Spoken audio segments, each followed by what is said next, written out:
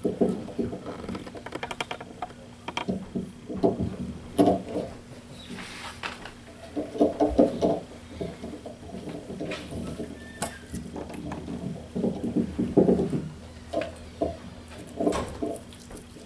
لله نحمده ونستعينه ونستغفره ونعوذ بالله من شرور أنفسنا ومن سيئات أعمالنا من يهده الله فلا مضل له ومن يضلله فلا هادي له وأشهد أن لا إله إلا الله وحده لا شريك له وأشهد أن محمدا عبده ورسوله أرسله بالهدى ودين الحق ليظهره على الدين كله ولو كره المشركون. الحمد لله رب العالمين والصلاة والسلام على محمد النبي الأمي وعلى آله وصحبه أجمعين. Allah subhanahu wa ta'ala reminds us, يا أيها الذين آمنوا اتقوا الله حق تقاته ولا تموتن إلا وأنتم مسلمون. O you who believe, be conscious of Allah as you should be conscious of, and die not except as Muslims. And he reminds us, يا أيها الناس اتقوا ربكم الذي خلقكم من نفس واحدة وخلق منها زوجها وبث منهما رجالا كثيرا ونساء واتقوا الله الذي تساءلون به والأرحام إن الله كان عليكم رقيبا. O mankind, be dutiful to your Lord who created you from a single person, and from it created its mate, and from them both he spread many men and women. And be conscious of Allah through whom you demand your mutual rights, and do not cut the relations of kinship. Surely Allah is an all-watcher over you. And he reminds us, يا أيها الذين آمنوا اتقوا الله وقولوا قولا سديدا يصلح لكم أعمالكم ويغفر لكم ذنوبكم ومن يطع الله ورسوله فقد فاز فوزا عظيما. O you who believe, keep your duty to Allah and be conscious of Him, and always speak the truth. He will direct you to do righteous good deeds and will forgive you your sins, and whosoever obeys Allah and His Messenger has indeed achieved a great achievement.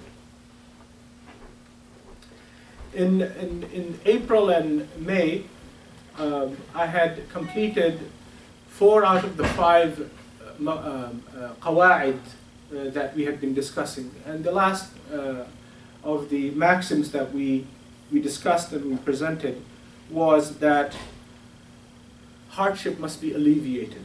Hardship must be alleviated. Today I will present to you the final of the series of 5, and the final maxim, which is a very critical maxim. All these maxims are very critical, but this one is critical in the sense that it helps you to navigate how you live and integrate in a society. Right? How we live and integrate in a society. And this particular maxim really works very importantly for our lives in America, because we in America, unlike, let's say, in other countries such as Kuwait, where I lived for a while, or Pakistan, where I was born, or Syria, where my wife is from. These are societies, the ones that I mentioned, which are, in terms of its Muslim population, fairly homogeneous. Right? In Pakistan, you have Muslims who are all South Asian, primarily. In Syria, you have Muslims who are all Arabs, of the Levant kind. Right? Not so in the United States. In the United States, you have Muslims from all over the world. Okay, it's like a mini Hajj, except it's not once a year, it's every day. So this particular maxim becomes really important to, first of all, understand how the ulama articulated it, developed it, and then use this maxim to really draw Shari'i principles. Right? And so that maxim is, in Arabic, al-aada muhakkama. Al-aada muhakkama. And a translation would be that custom, al-aada, has the weight of law. Custom, customary practice, has the weight of law. So what does that mean? And how should we understand it? So let's go right into looking at how the Prophet instantiated this idea and how the ulama extracted this statement from the actions of the Prophet and, of course, the ayat of the Quran. Okay, but first let's take a look at the actions of the Prophet. So the Prophet ﷺ, during the occasion of, I think it was Eid al-Adha, and this is in Medina. It is morning, it is after Salah. And in celebration, some of the Ethiopians who are living in Medina, who are Muslims, they get up in the mosque of the Prophet, yeah, in the mosque of the Prophet ﷺ, and they take their spears and they dance. Now can you imagine this? Imagine this.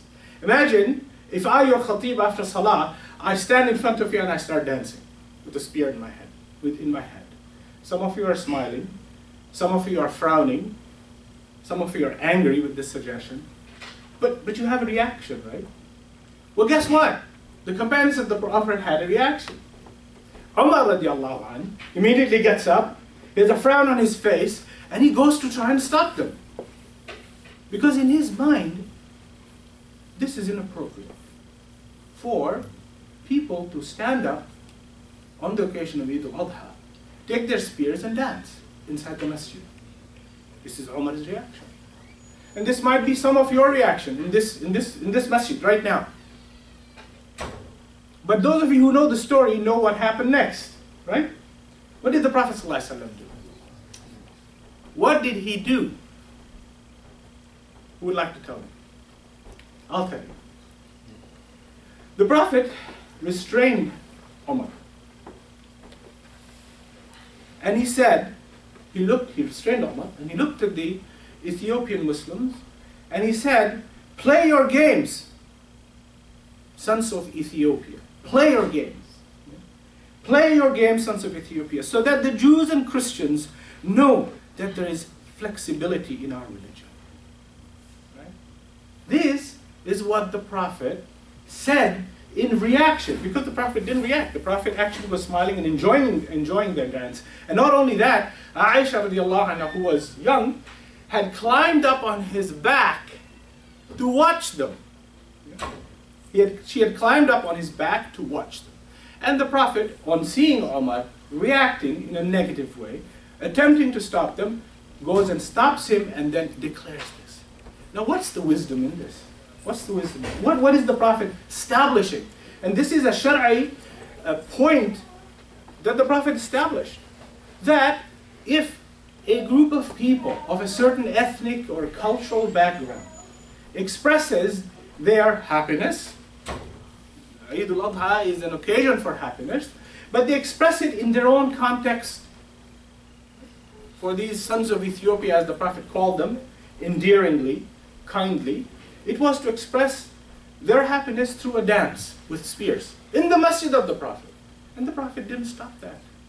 The Prophet didn't stop that. You know, some of us will tell him, oh, the Prophet was very liberal. No. The Prophet wasn't liberal or he wasn't conservative. He was just right for us as human beings. He was the Prophet who brought the Ummah to the middle path. Okay? Who established by the grace of Allah this idea that we, human beings, will have our cultural preferences. And Islam did not come to eradicate culture. It came to cleanse culture from its harmful elements. Okay? So the Prophet was sent to remove that which is harmful or hurtful. Right? And to encourage that which is already good within a culture. Why? What's an inbuilt reason for that? The reason is very simple. You see, Islam, the Quran envisions and tells us, Allah subhanahu wa ta'ala informs us, that there was no community in which Allah subhanahu wa ta'ala did not send guidance. And so if we understand that that guidance is ultimately Islam, the submission of our will to Allah's will, that all communities have had that at one point in time in the past. And that fundamentally is what creates culture. Right? If we understand that that has happened in the past, that is the source of culture. And so all that is good in a culture has come from the remnants of the messages of the prophets of the past, and all that is bad in a culture is bad, that is fundamentally bad for human beings, because it creates harm, it creates disturbance in society, it creates the opposite of peace in society. That is when you have moved away from the ultimate guidances that these prophets brought in the past. So this is important, that deen, the prophet that the prophet brought, was not brought to eradicate that which is good in culture, or that which is neutral in culture, whether you love biryani or you love kabsa, right? Those Arab brothers and sisters know what kabsa is, right? It's basically Arab biryani. It's nothing more than that. Or biryani is basically Arab kabsa, and nothing more than that. And there is no preference given to biryani over kabsa or kabsa over biryani, because it's the local, natural, cultural expression. If you enjoy that, wonderful, have more of it. Not too much of it. It's full of ghee, at least the biryani kind. So the important thing is to recognize that we all have our cultures, and the Prophet did not come to eradicate culture. He came to establish. But our challenge lies, as American Muslims, to carve a new culture. What's relevant for us here? You know, you've got the Indo-Pak crowd. Yeah? A lot of masajid people say, oh, that's the Indo-Pakistani masjid. That's Palestinian masjid. Masjid al-Aqsa in downtown Philadelphia is known as the Palestinian masjid. Why? Majority of the attendees are Palestinians. The masjid in Devon, that some of you go to, it's known as the Indo-Pakistani masjid. Why? Because the majority of the attendees are Indo-Pakistani. When they serve biryani. That's it, Indo-Pak. Right? So you have this, you have concentrations, but you also have the fact that in this masjid that you come to, I don't know, is this Indo-Pak? Is this Arab? Which type of Arab? Syrian Arab or Saudi Arab? Which one? You seem to be, seem to have people from everywhere. What's your culture? What's your identity? You're going to carve something new. Age will make a difference. The young guys and girls, what do they want? American. Yeah. But what do they want to eat? Pizza. There's the mom saying pizza. For them, pizza is it. Are you going to fight that and force biryani on them? Wouldn't be wise to do that, because pizza or biryani, these are neutral things.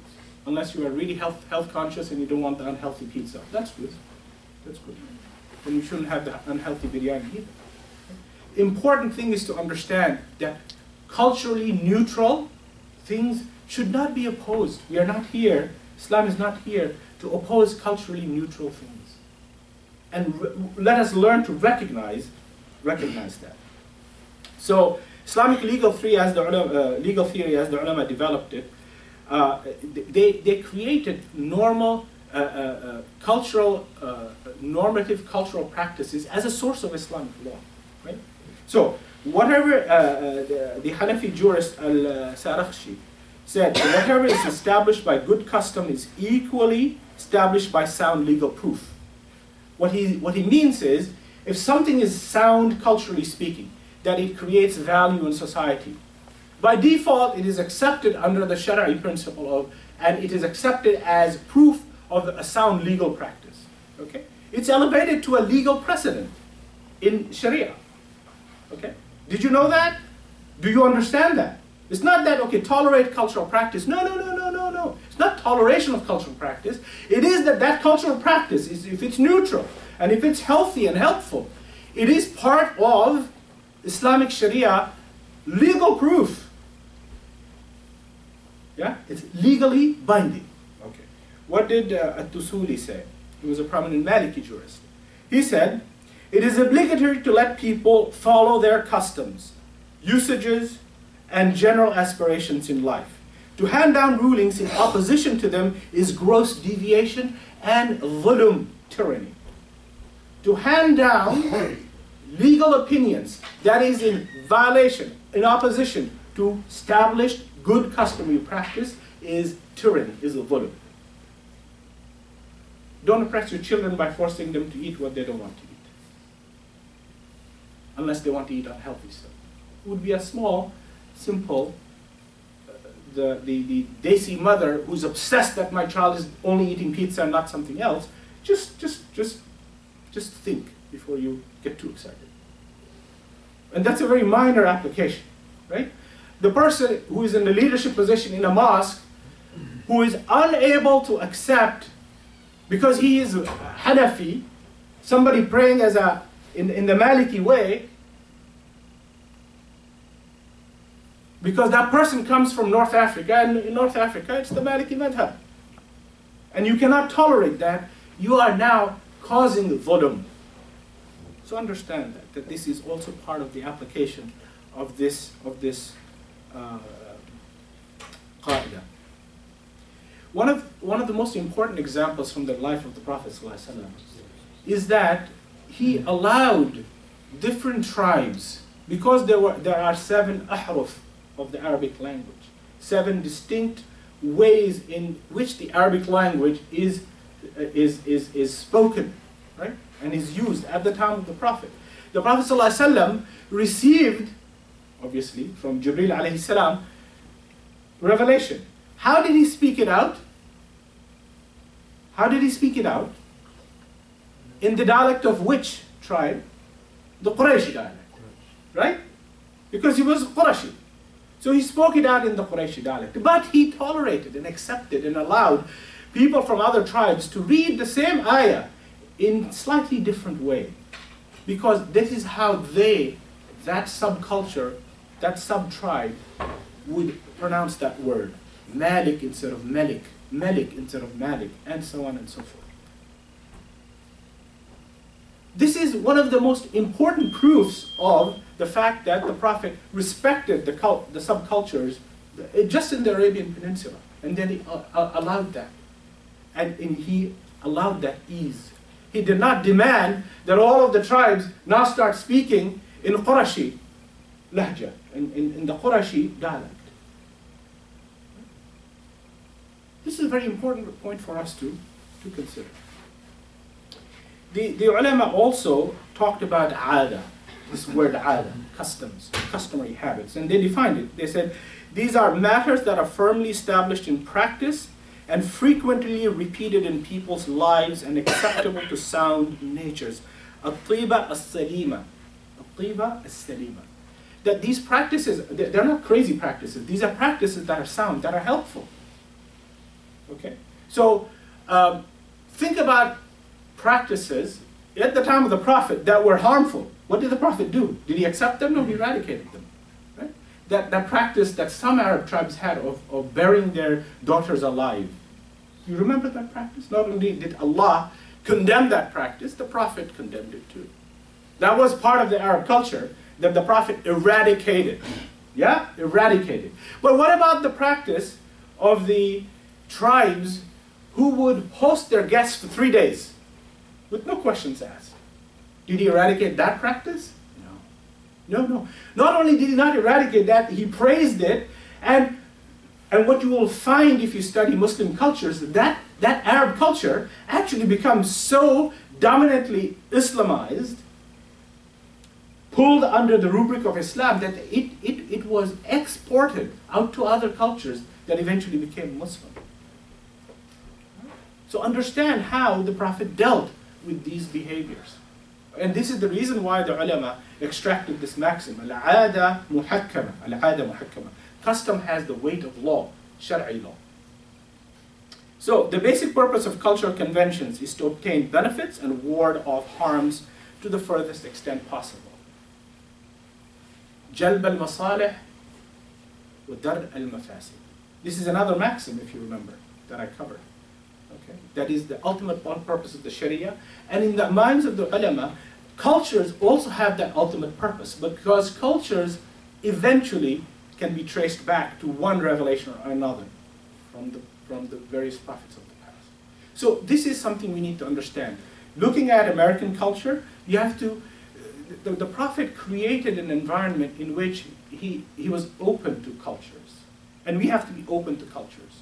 And American culture is a very interesting hodgepodge of cultures. You know, you've got multiple European cultures, Asian cultures. You've got all sorts of things happening here. Right? When I was living in Texas, I used to work with several African American Muslim communities who were transitioning from the days of the Nation of Islam, this is in the early 80s, into, as Warfuddin Muhammad rahimahullah started bringing the African American Muslim community from the days under Elijah Muhammad to his leadership and normalizing their understanding of Islam. I used to work with this community in Brazos County, and they were struggling trying to find what is normative for them as they're moving from this rather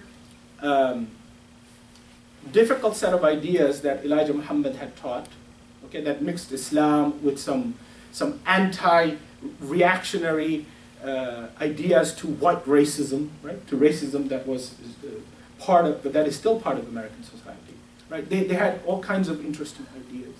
And one of the things I learned is that they love bean pie and fried foods. Yeah, that's part of the South, not just African American South, but the broad South. Okay, and they would ask me questions about, is this, now that we are becoming the right Muslims, is it still allowed to eat bean pie? Of course, it's allowed to eat bean pie. It's healthful. It's actually a very good nutritious food. But the question that arises is, why did they ask that? Because they didn't have this context. They didn't understand that, aada, customary practice, if it's neutral, it's neutral. The bean pie is not any more halal or any less halal, or more haram or less haram, right? It's just neutral. If you enjoy bean pie or an apple pie or some other pie, it's perfectly fine. And there are many things in life that are like that, provided our understanding is driven in that fashion.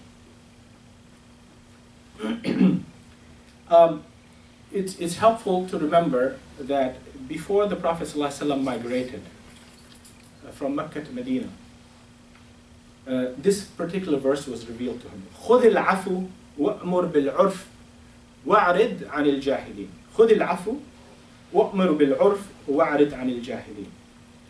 And what does that mean? It means accept from people what comes naturally from them. خُذِ الْعَفُوَ. Accept from people what comes naturally from them. Why did Allah reveal this on the eve of the Prophet's migration? Because he was moving from one phase of the da'wah, of the invitation to Allah's way, to another phase. And this Medinan phase is a more complex phase, which began to deal with how people live.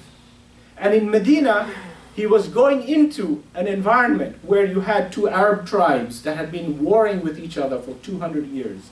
You had client Jewish tribes with their own cultures. You had a few families who were Christian. It was a mixed environment, kind of like America is.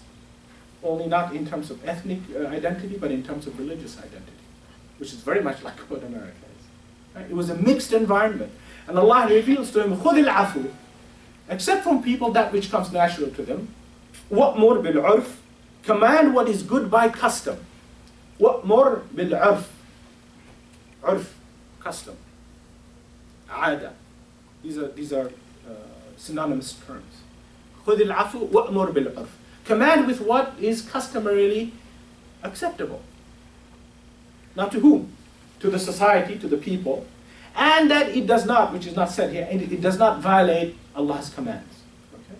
So if a customary practice has now begun to violate Allah's commands, that is what we must surgically remove. But in the process of removing it, you don't destroy the culture. So if an white American Muslim, if a white Caucasian becomes a Muslim, if an African American becomes a Muslim, if a Latino person becomes a Muslim, what should they do? There were lots of African Americans who became Muslim and then would start wearing Pakistani dresses or Arab dresses, in the mistaken belief that that is part of the requirement of being a Muslim. No. If you wear a shirt and jeans, you can continue wearing a shirt and jeans. This is obvious to all of us, I hope. But it's not obvious to some who convert, who think you now have to wear this, what I'm wearing, in order to be a good Muslim. Do you realize you don't even need to change your name if you become a Muslim? You can keep your name. Brad is a fine name.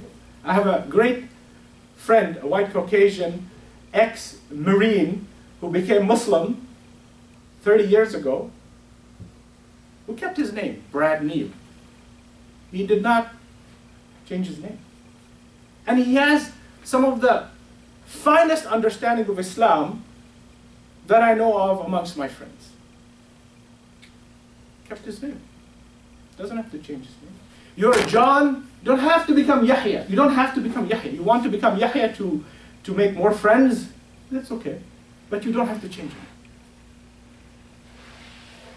So this is important for us to understand, and very important that we, in this masjid, who are primarily immigrants, not all, but primarily immigrants, you have come to this country as immigrants with your ethnic backgrounds, right? And it's okay to maintain those ethnic values as long as they don't violate Islam.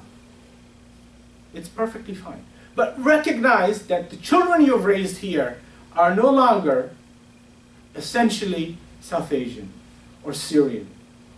They're not. They're a mix. They're partly Syrian, they're partly South Asian, they're partly American. And the American is it's hard to define it. It's hard to define it. One last example. Did the Prophet's mosque have a minaret? A minara? Did it have a Khutbah? Did it have a dome? But in the minds of probably 90% of everyone who's sitting here, a masjid is incomplete without a dome and a minara. Correct? But these are later additions, much, much later than the time of the Prophet or even the companions. These are expressions of cultural-based solutions to problems that people faced. You know, if you have a very wide open space, how do you cover it? The best structure, in the absence of steel beams, is a spherical dome. That's the best application. But if you're building a mosque in the United States, the dome is no longer necessary. You build it out of steel beams. Right? And actually, if you build it anywhere in the world today, with that technology, you don't need a dome. But if we are fixated on the dome, then we're going to insist. Now, maybe our ideas have morphed, and the dome is just an aesthetic thing. And if that's the case, it's all right. A minara, a minaret. Do we need a minaret? Do we need a minaret for a functional mosque today? The answer is really, objectively, it's a no. Why were the minarets built? There were two reasons. Very simple. To make adhan. When you didn't have the microphone, you wanted a high place to convey your voice. That's why, that was one reason. The other reason was, the minarets were used, you know what minara means? A place of fire. There were beacons, okay, in a flat desert environment, right? A tall structure with a fire up top can be a beacon signal for caravans coming from a distant land. Okay, that's what minara means, a place of fire, a small fire. Nar. These were culturally relevant solutions. Today we have culturally different and equally relevant solutions. So let us understand this great wisdom that the ulama developed. Al-'ada muhakkama, custom has the weight of law. And begin to engage in a very open mind cultural practices. You have some beautiful cultural practices in Lancaster County. In Lancaster County, you have some beautiful cultural practices. If you as Muslims adopt them, it's a great thing. It's a great thing. Don't resist it. It's part. Accept khudh al-'afu. Accept that which is customary to a society. Wa'mur bil-'urf. And command them and guide them with that which is standard in this society. May Allah guide us to do that which our ulama developed as great insights from the life of the Prophet ﷺ and the guidance of Allah subhanahu wa ta'ala. أقول قولي هذا وأستغفر الله لي.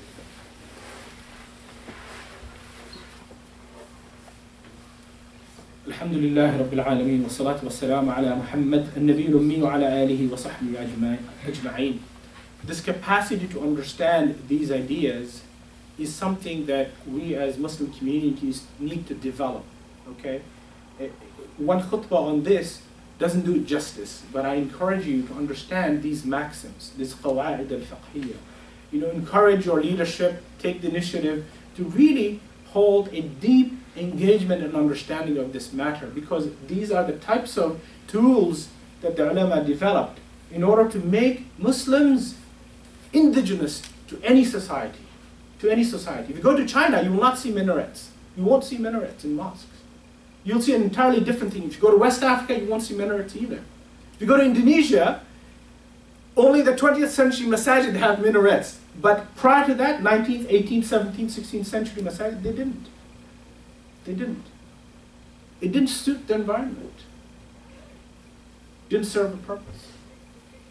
Okay? So let's make Islam really relevant, really applicable. And this is very important for how we structure our mosques. Inshallah, if you ever get I look at this masjid and you have some very interesting things here.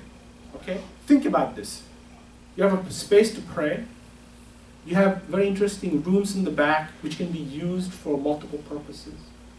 Right? Many mosque building committees get so obsessed with the main prayer space, right? They forget that those other spaces are equally important for the healthy life of this community. Right? The usage of the musalla area. Okay, there are masajid committees who have fixated in their minds that nothing else but salah can be done in these spaces. The Prophet didn't use his space in the masjid merely for salah. They were used for so many things. The masjid becomes a highly leveraged, those of you who are business people, highly leveraged space where use is extracted and squeezed out of that space. It's not just used for one thing. Okay? There are so many beautiful masajid in the United States that are used once a week for 2 hours. And the rest of the week it stays open and empty. Because the imagination of the leadership is so restricted that they cannot imagine using the beautiful musalla area with beautiful chandeliers and ayat in the Quran on the walls for anything but salah. Utter waste. Allah will call us to account for it. So let us not fall into those types of traps. These are real traps. You invest $1 million to build a masjid, use once a week for 2 hours. You think Allah is not going to ask us for the usage of the resources that He gave us? He will. If we imagine He won't, then we're going to be faced with a question that's going to be a shock to us. So I remind us, let us really commit to deeply understanding Islam as the ulama understood, and then reform and really empower our communities. I want to remind you of several activities this weekend. On Sunday here, John Fontaine is coming. He's a replacement speaker for Hamza Torthis, who's going to talk to you about how to be a da'i, how to be an inviter to this beautiful message of Islam. So come and attend that. On September 27th, there is a fundraiser for Syria in the Muslim American Society Masjid al-Hidayah in the city. I encourage you to come and attend. Help your brothers and sisters in Syria. This is being sponsored by the Society of American Muslim Syrian Physicians who have doctors on the ground taking care of the injured. Very important work. So support that. There's information on the table. إن الله وملائكته يصلون على النبي يا أيها الذين آمنوا صلوا عليه وسلموا تسليما اللهم صل على محمد وعلى آل محمد كما صليت على إبراهيم وعلى آل إبراهيم في العالمين إنك حميد مجيد ربنا آتنا في الدنيا حسنة وفي الآخرة حسنة وقنا عذاب النار ربنا لا تزغ قلوبنا بعد إذ هديتنا وهب لنا من لدنك رحمة إنك أنت الوهاب وأقم الصلاة.